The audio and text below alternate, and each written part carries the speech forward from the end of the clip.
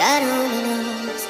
The children running through the streets, nowhere to hide. Холодная морит меня любовным голодом.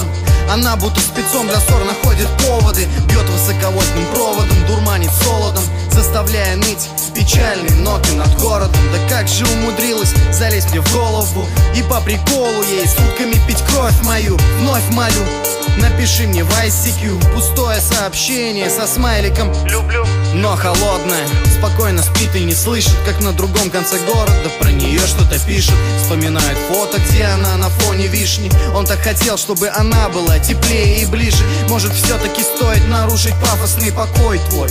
Третий день болтаю сам с собой. Я беру холодную трубку, движение руки, холодные секунды, холодные гудки. Я так хотел быть твоими перчатками и согревать эти ладони. I hear you falling in the snow. God only knows. Я так хотел быть твоими перчатками и согревать эти ладони.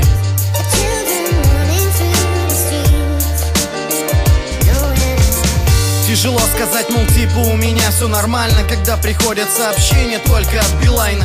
Чему все эти твои статусы, как кактусы? Типа наши отношения просят паузы, она мне голову кружит, уже сижу в луже. Я ей не больше нужен, чем эти суши. Где они, чувства? Ты не заметила пропажи? Позвони, может сдох я? Ага, как же, нашел прикольный вариант, как провести этот вечер. До упора алкоголем забью себе печень.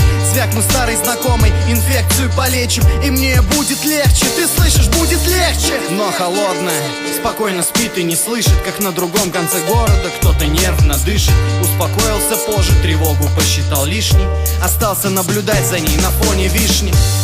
Я так хотел быть твоими перчатками и согревать эти ладони. I hear you falling in the snow. God only knows. Я так хотел быть твоими перчатками и согревать эти ладони. The children running through the streets, nowhere to hide. Я так хотел быть твоими перчатками и согревать эти ладони. I hear you falling in the snow. God only knows.